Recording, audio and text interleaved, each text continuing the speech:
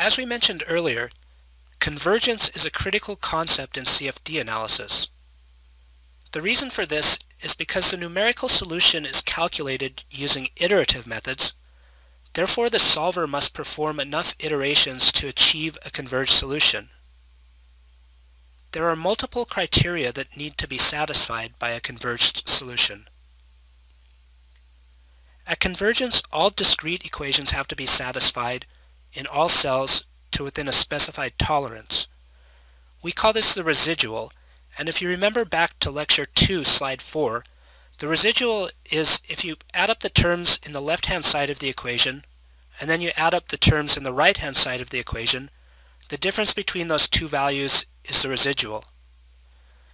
It doesn't have to go to 0 exactly, it just has to be low enough, and we often try to estimate this by gauging how many orders of magnitude the residuals decrease during the solution. The residuals therefore measure the imbalance of the current numerical solution, and is related to the numerical error, but is not the same as the numerical error.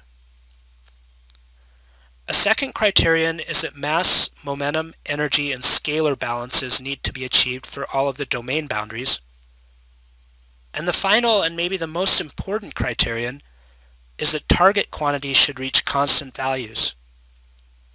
Target quantities are important quantities that are of interest to you, and they could be either integral quantities like the pressure drop through the system, or some local value like the velocity at a specified position.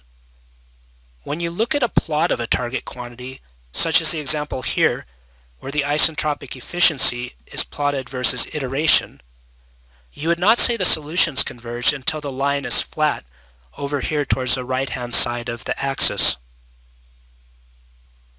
Here we see some guidelines regarding convergence monitoring. For residuals, it's normally desired to see the residuals decrease by around 3 orders of magnitude as a sign of qualitative convergence. In the pressure-based solver, the scaled energy residual usually starts out around 10 to the minus 3, so the suggested guideline is it should reduce to 10 to the minus 6. A general guideline for the species equation is for the residual to decrease to 10 to the minus 5, but it can be very problem dependent, the species equation residual, and so in these cases it's recommended to use one or more target variables as well.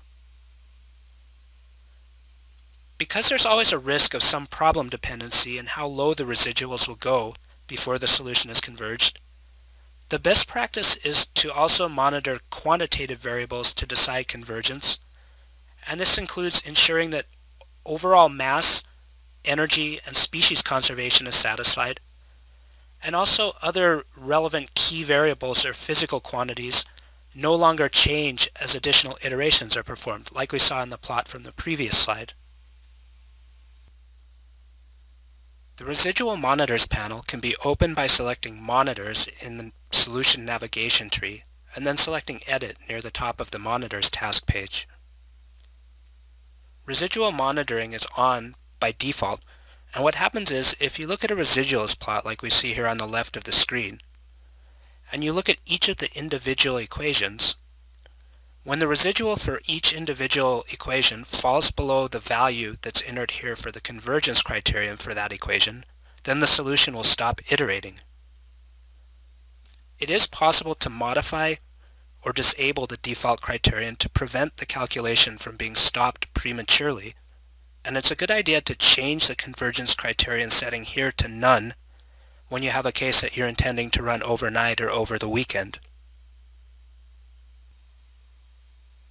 Conservation of energy and mass can be evaluated in the Flux Reports panel, which you open from Report and then Fluxes.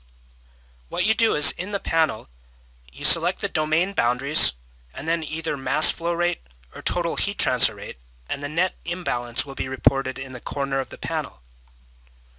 Most of the time it's sufficient for the net imbalance to be less than 1% of the smallest flux through the domain to ensure that you have good solution convergence. Judging convergence purely from residuals can be risky, and so it is strongly recommended to also monitor important target variables in your problem.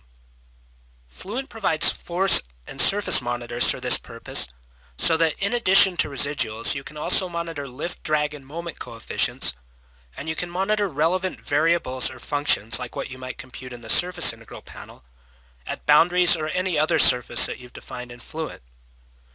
In the upper right, there's an example of a drag monitor that's been set up to monitor the drag on a certain wall and print and plot it at every iteration. And in the lower left is an example of a surface monitor that's been configured so that it plots, prints, and writes the velocity at a particular location with every iteration. These additional monitored quantities are important convergence indicators, and if you're running a case, you would not want to say the solutions converged until these plots become very flat, like we see here to the right-hand side of the axis in the lower right-hand corner.